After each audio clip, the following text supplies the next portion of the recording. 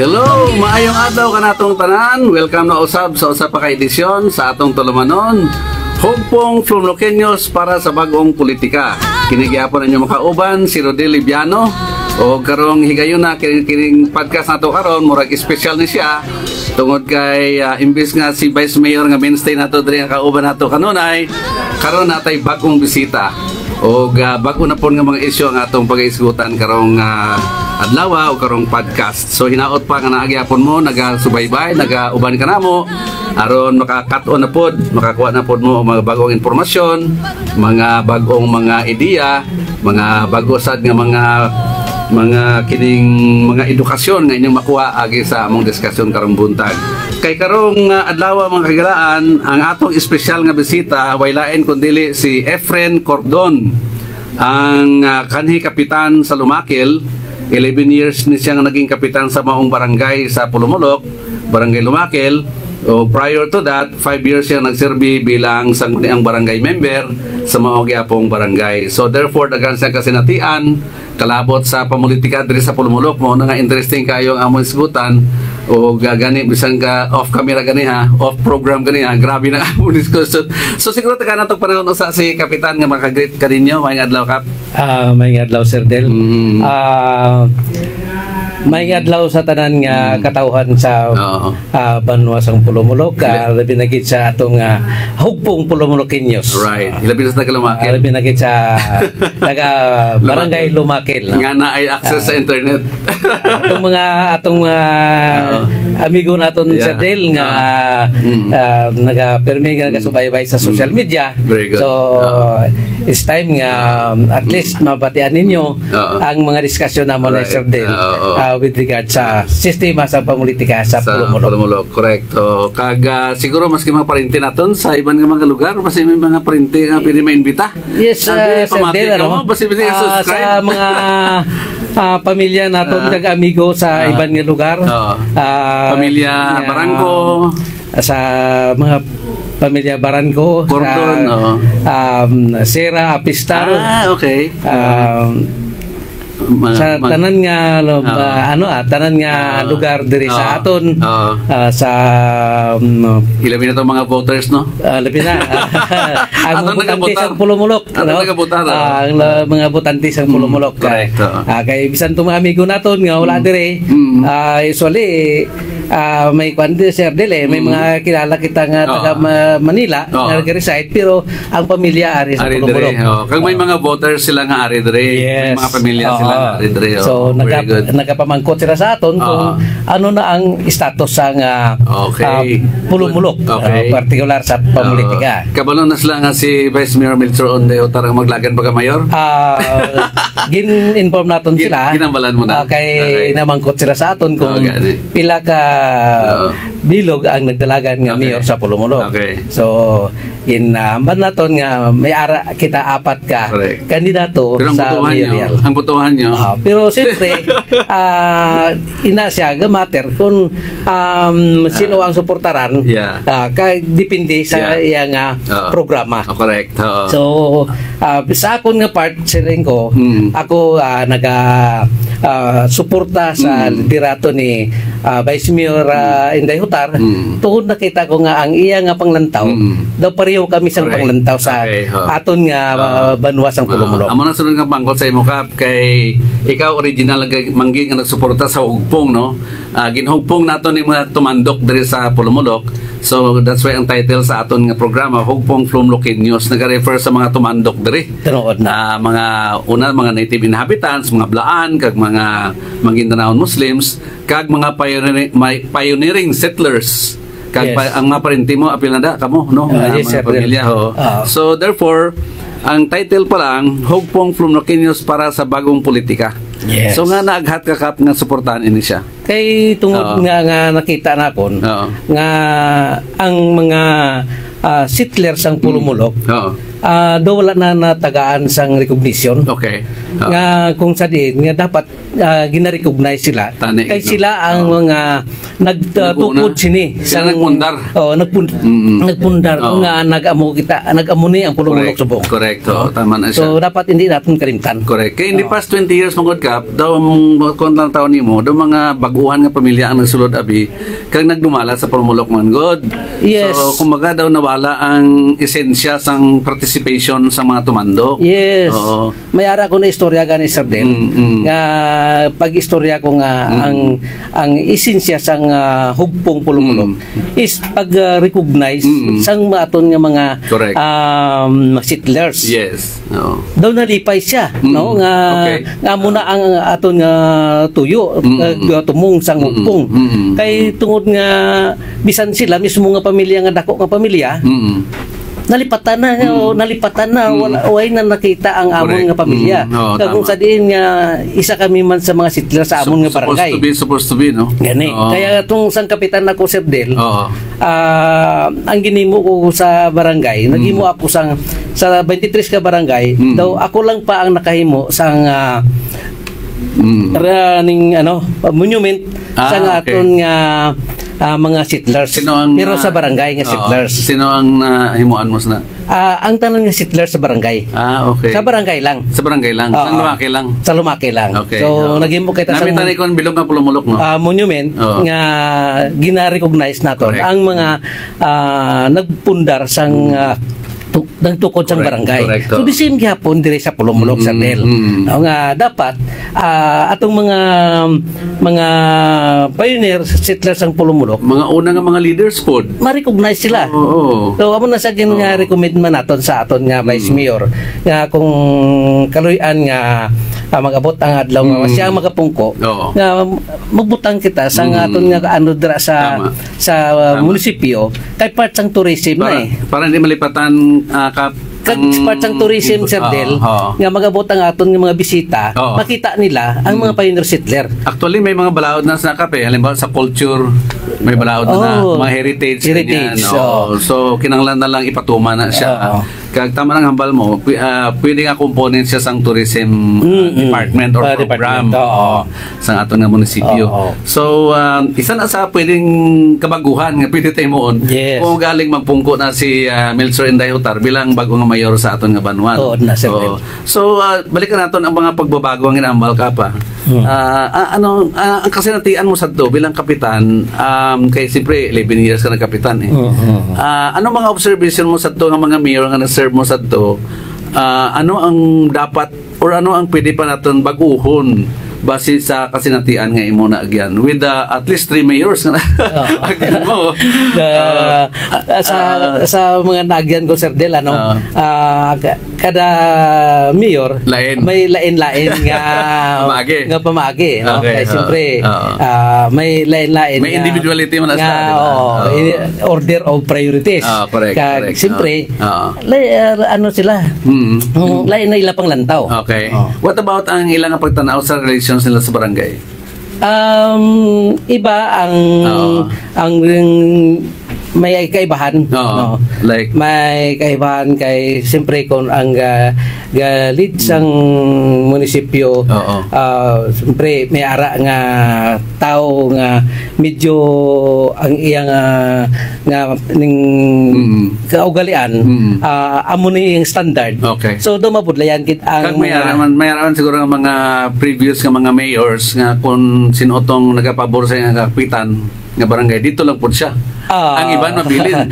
May mga amo na sa Sir Del isa ka bagay nga ginambal naton nga hindi siya patas para sa iban man nga barangay. So ang leadership niya hindi inclusive. Hindi siya. Exclusive sa mga nang support sa iya lang. Kung sino tong mas die hard sa iya, dito siya mag-focus. Damo project. Dito siya mag-focus, no. Ang wala kaloy lang. Kaloy lang. So this priority ka. Right. So therefore isa na sa dapat naton baguhon. Nga panglantaw sang isa ka leader sa Banwa. Nga dapat inclusive siya. Dapat tanaw niya tanan ang panginahanglanon. Tinuod na. May arabi instances sa Sabdel nga sa barangay. Bamo kung kaysa Tungod kung hindi isang kasing-kasing ang pagserbisyo mo sa banwa. Okay. Mamili ka sang proyekto nga kung sa diin dako nga proyekto para dako man ang imo nga alam na, di ba? Depende sa depende sa paglagan mo, ang purpose mo, di ba? Ano ang motibo mo? Kay may mga politiko man gid maskin sa level sang mayor nga ang motibo niya lain eh. Ang motibo niya either i-maintain ang negosyo nila or padakuon pagid ang income nila. Mostly.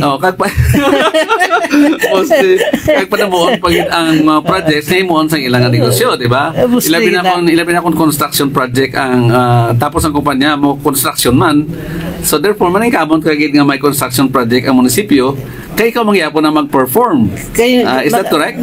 Tama na. Kay magkapasol man sa aton ano. Okay. Nga magkapasol sa aton ng ina nga mga bagay. Okay. Kay tungod di kung sa serbisyo ang ilang nga gusto lang nila nga motibo na dugay naman nga panahon, di ba? So nga hindi naton tagaan ang ibang tsansa. Isa na siya. Nga para may ara sang comparison ang katawhan. Correct. Sino man ang mayo? Correct. Alin sang una pila ka mga mayor na nag-aragi. Gani. So ginakumpara naton. Sino ang mayo nga mayor? So ibanda pabalik-balik si sang time si Mayor Jordan pila ka term, si Mayor Lumayag, Sidro pila ka term. Nag-graduate man, si Mayor Hani nag-graduate man. So si Mayor Palencia, although tani kung sining naton nga ginambal niya nga Donald Ipay kita sang ang iyang advokasya sa to is bagong pulumulok. So abi naton nagtuloy-tuloy na ang pagbago sang pulumulok. Anong nabago dapat? So nagbago nagli ang sistema sang dapat may pagbago eh. Pero observation mo no, mas hindi ka nakapitan kay 1 year ka nga nagkapitan sa panahon ni Palencia. Ano ang nakitaan mo nga pagbabago?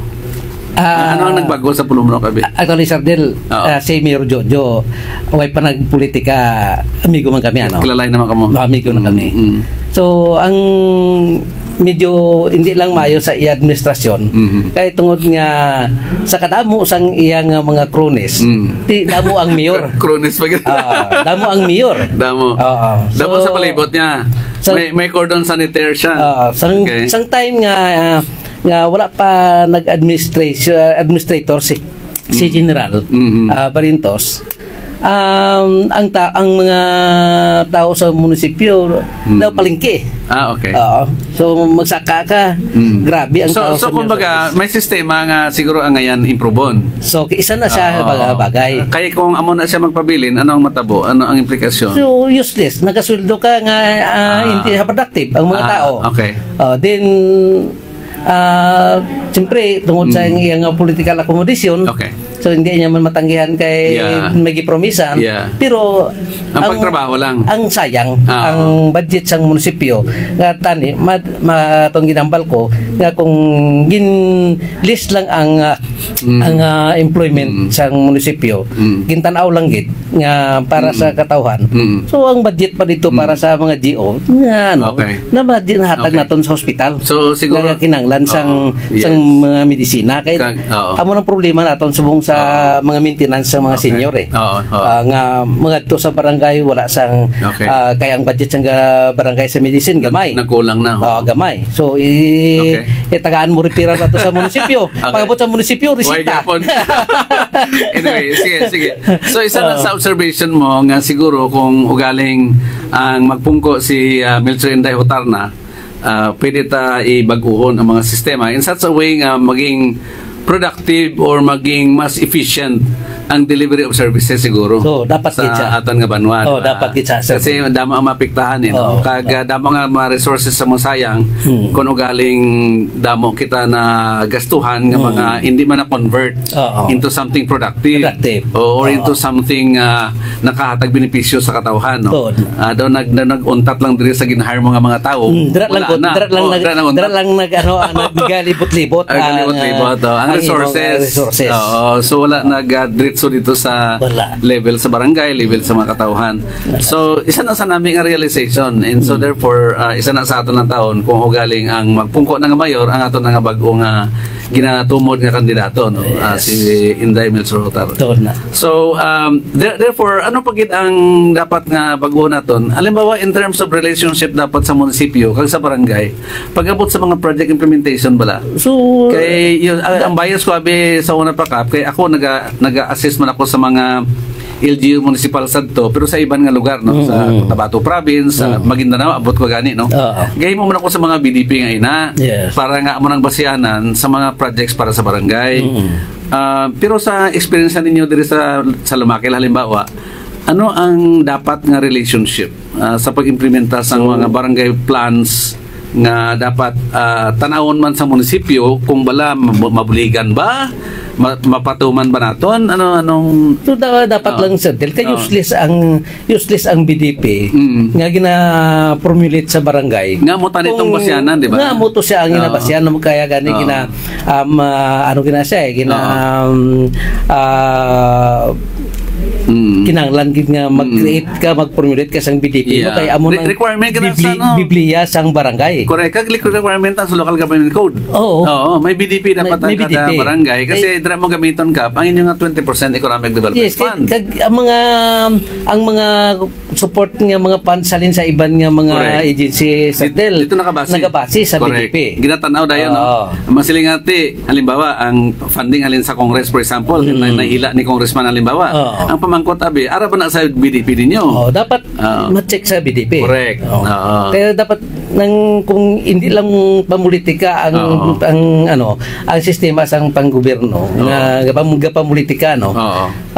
Dapat bisan kung sino man dira pungko sa barangay, i-check lang ang BDP kag itagaan sang i-implementaran sang projects. Correct. Kay sang pagdalagan mo sang Congress na pagdalagan mo sang mayor, wala ka man naghambal nga si kapitan lang akong tagaan di ba? Nagdalagan ko para kay kapitan, hindi nagdalagan ko para sa inyo mga katauhan, no? Bilog ka publiko. So kung ano mo siya sa kay kapitan, why mo gitagaan sa kapitan sang project nga mo sana dalahig ang bilog nga katawan niya. Kaya wala ka nagtanaw sa plano nila. Kaya kami nga mga kapitan, representative mo lang kami sa katauhan. I know. Pero siyempre, kung ka-elected ka mo, may state function ka mo, di ba? Siguro ninyo nga ang mga resources ng barangay nagakadtogid sa katauhan, di ba? Among gyapon sa munisipyo. That's why ganing maskin sa aton nga mga off-camera kag mga off-program naton nga mga discussion nga siling naton nga dapat ang unahon gid sang taga-munisipyo ang barangay development.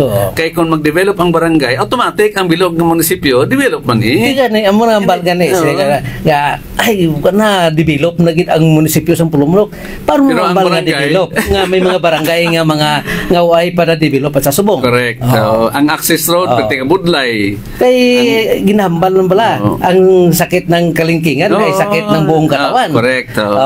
So paano nga mambalta nga will develop ang munisipyo sang Pulumulok kay may mga barangay nga nabilin. Nga hindi develop. Correct. So dapat dili ta mag-una sa barangay kung ma-develop ang palibot sang munisipyo, ang mga barangay sang munisipyo. Automatic develop ang munisipyo. Automatic. Di ba? So automatic. Amo na siya. So amo gani nga hambal naton nga kung ugaling usbo na to ang ang relationship, ang structure bala kap kay siyempre kay mo kita sa struktura anong structure sa munisipyo nga dapat maabot gid ang services sa barangay so therefore kung kasinatian medyo damo sang mga mga bikil pa okay paano naton tagalon ng mga bikil, di ba? So ginambal mo kayo na gyapon, depende gyapon sa mga leaders kay kung ang lantaw sa isa ka mayor hindi siya inclusive la, hindi tanan kasali. Kung kisa tanaw niya exclusive lang sa mga supporters ko. May mga napatian kong istorya gani kap nga maski nang isa ka mayor naghambal nga kung mag-avail ka sang serbisyo sa hospital pamangkuton anay kung bala botante ka. Tiyamak mo na. So kung hindi ka butante, hindi ka pag dito, i-accommodate. Hindi ka pag i-cater dito, hindi ba accommodate? Kaluoy man. Damo igustas na nabalaan sina. May naman ka. Natabo na. Hindi lang sa ospital bisan sa mga may iban sa mga ayuda. Okay, assistance. Okay. Pag hindi kay supporters, identify pag lantaw niya, layo ka pa. Hindi supporters ni Mayor. Pag-abot, wala ka sa lista. Sino niya, way pasubong na balik ka lang sunod adlaw kay way pa. Wala pa na download. So, pero kung ilatawo, sulod dito sa sulod. Amo na siya. So, ibig sabihin nga hindi patas. Amo gani. So, dapat kay kwarta man ako inambal nga kwarta, kung kwarta man sang nasyonal nga ginpadalada, yatag sa para sa tao. Correct. Pero dapat kung 3,000 tanan. Correct man. Isa na siya. Pero kung depende sa illness kung operasyon medyo dako. Okay. So dapat may ara ka nga specific nga kategory kung pila ang amount sa sining nga mga illness. Okay. Okay. So therefore dapat Kap, ang bago natin nga mayor, si Milson Dayota, dapat inclusive ng leader siya. Dapat. Wala siya gina-discriminate. O isa sing ginapabilin or isa sing ginasikway ba? O isa sing ginasikway. Na Sir Del kay ako nabatyagan daw na Sir Del sa mga upod ko dati nga kung may lakat kami, may mga lakat, pipila lang kami. Ginasikway ang iba. 15 kami lang kami kabilog ang tagaan budget. Di paano itong upod naman nga hindi isang kapartido. Kaloy man. Di ko lang ay man, sakit man sa amon buot. Parehas mo na namon kapitan to. Amo gani man. Di ba? So dapat So nakalatabo na. Natabo na. Okay. So hindi lang galit sa subong ara gyapon na. Hindi lang galit tungod sa mga pag-deprive sa mga services. Appeal tong mga amo nga klase bisan tungod sa mga seminar or whatever, mga trips nga appeal na siya. Hindi lang kay sa budget sa mga projects kagawa sa tanan nga mga programs nga related sa ara gina. Okay. So kaluoy man. Kaluoy. Pero balik takap sa pag-implementar sa mga project sa barangay kay siyempre ang basanan naton ang BDP man ano pagid ang mga kasinatian mo sa pag-implementa sa BDP? Kay ako nakabuling man ko formulate na. So makita ko man nga ang ginabutang ninyo nga budget usahay, pretty kahanggod, hindi kaya sang barangay Hindi gina sa so anong gina-expect niyo usually nga matabo pag impabot sa implementation? Dapat mabuling ang munisipyo. Hindi, actually, isa kon sa pag impag-formulate sa BDP, identify ang projects. Yes. So, pag-identify sa project. May priority project mo sa likod pag-identify sa projects, ano nimo ang estimated cost. Yes, so ibutang mo. Estimated cost. Yeah, ibutang mo. Kaya siyempre sa pag-formulate ng BDP, may mga taga-MPDO nga nag-assist. Kaya may mga engineering. Sila po na may mga knowledge sila kay as mga engineer ng ibanda. Yes. So mabalaan nila karon kung pila span sang nga projects. Yes. So may ara na sila hindi lang fixed nga amount pero estimated cost. May ara na. Correct. So halimbawa mag-estimated cost let's say 5 kilometer farm to market road. 5 kilometers, so mga 50 million. Okay. Putang na 50 million. Hindi kaya sa barangay na ang direction na source of funds kaya nakabutang mo na sa may column nga source of funds. So ang source of funds mo pwede congressional, pwede LGU or either nga munisipyo, province, congressional office, congressional kag municipal. Okay. Pagkatapos ma-formulate Kap, ano ang ginahimo ninyo? Paano i-implement? Ginabalikan mo lang mo sa MPDC, sino nag-submit sang proposal para matabo na siya? Tapos na formulate ang aton nga BDP. Ang next implementation is maghimo na resolution ang sangguniang barangay. Nga request sa kay congressman requesting congressman pero specific project tungalin sa may BDP amo to siya mas kini ko ang tanan bisan isa lang halimbawa road concreting requesting honorable Swanso for road concreting 5 kilometers road concreting so submit yapon ka sang the same yapon nga projects sa kay gobernador.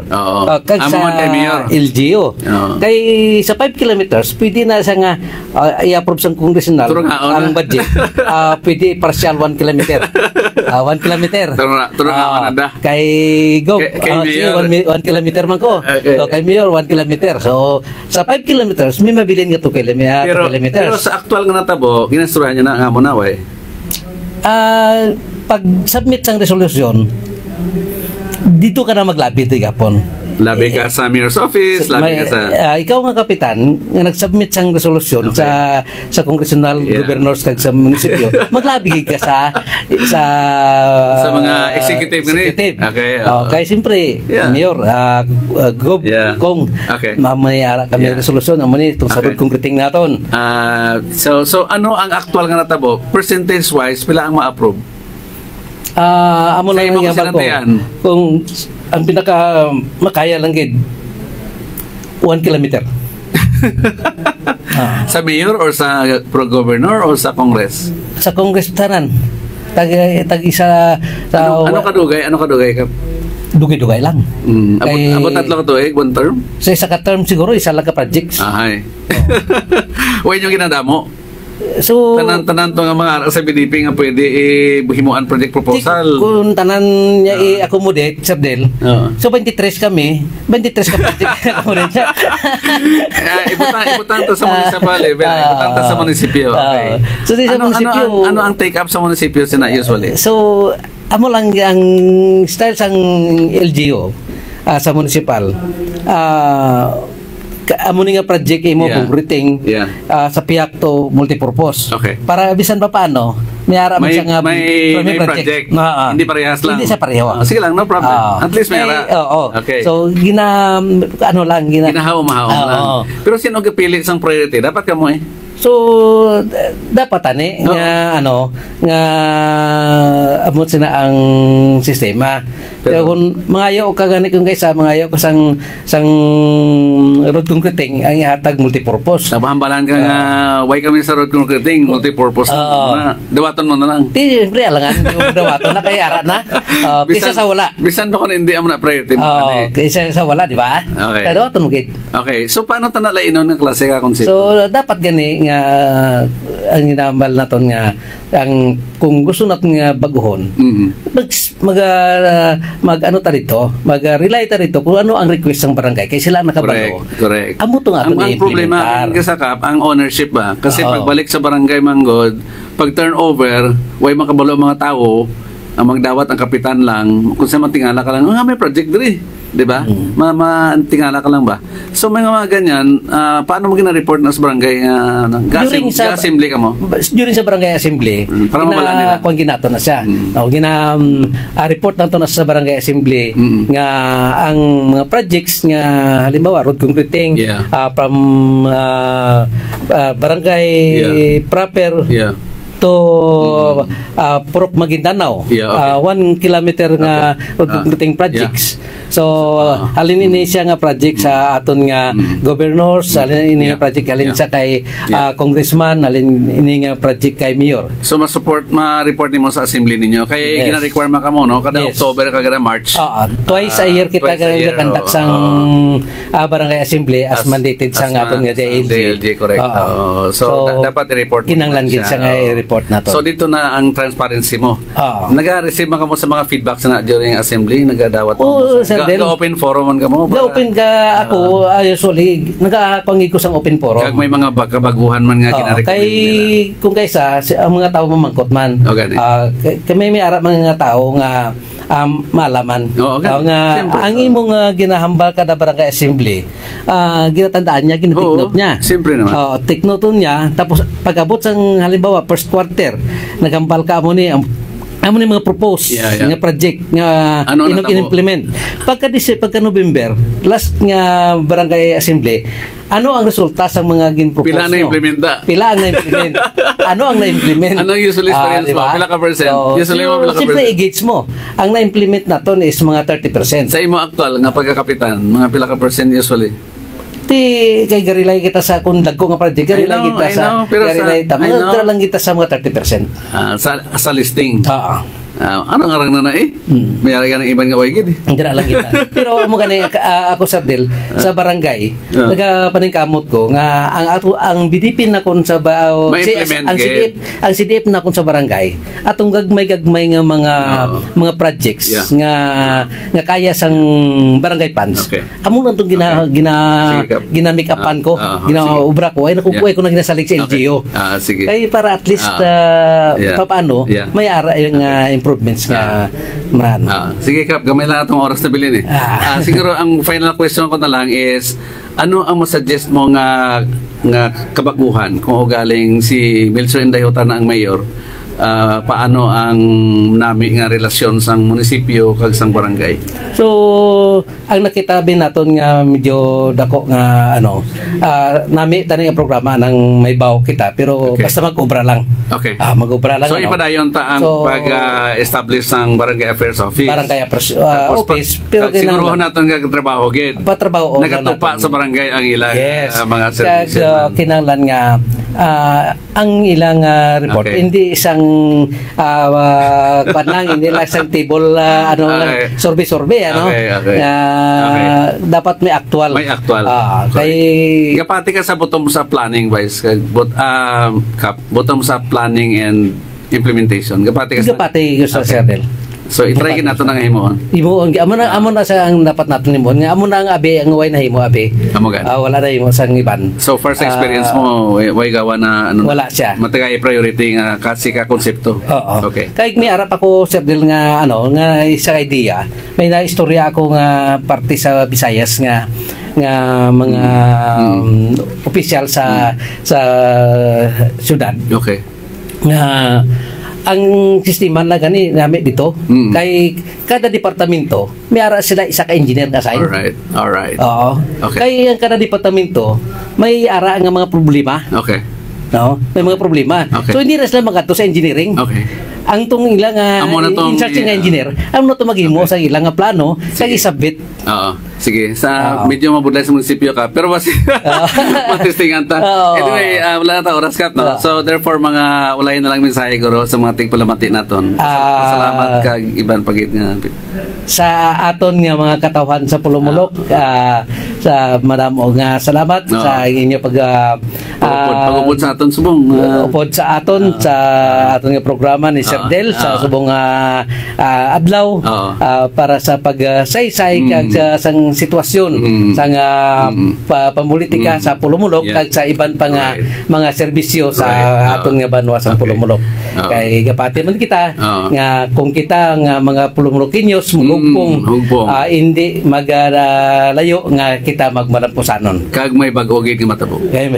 May kabaguhan gid. Alright. Thank you very much Kap ha. Thank you Sir Del. Dito na yung taton ng aton nga programa. Mabalik kita sunod nga podcast naton.